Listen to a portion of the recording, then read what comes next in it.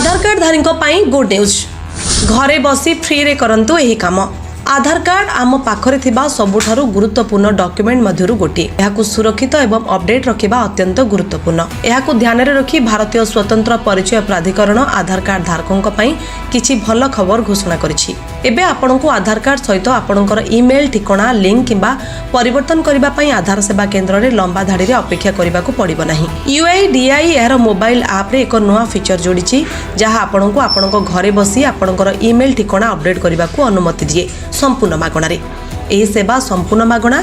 UIDAI द्वारा जारी एक सरकारी बयान अनुसार आधार धारक माने एबे बिना कोनोसी देयरे आधार मोबाइल ऐप माध्यम रे सेमानकर ईमेल ठिकाना अपडेट करि परिबे। एही फीचर 1 जुलाई 2026 रु कार्यकारी हेबो। सूचना अनुसार एही सेवा केवल सीमित समय पई अर्थात आगामी 6 मास पई मागणा हेबो। एही पदक्षेपर प्राथमिक उद्देश्य हेउछि नागरिक मानक पई सेमानकर आधार संबंधी सूचना अपडेट रखिबा सहित एहाकु सहज करिबा। 2 दिन में 2.5 लाख अधिक अपडेट होइछि। ए नुआ फीचर को जबरदस्त प्रतिक्रिया मध्य मिलुछि।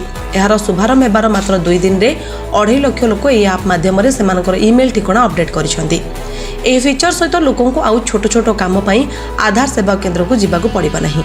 ईमेल लिंक रो बड़ लाभ हेउछि आपनक आधार सहित आपनकर ईमेल ठिकाना लिंक करिवार लाभ जहाँ सुरक्षा दृष्टि गुरुत्वपूर्ण। जेतेबेले आपनकर आधार नंबर व्यवहार करी प्रमाणीकरण चेष्टा करा जिवो सेतेबेले आपण एक तुरंत प्रकृत ईमेल अलर्ट पाइबे। यह अपव्यवहार को रोकिबो एवं आपनक सुरक्षा को सुदृढ़ करिवो।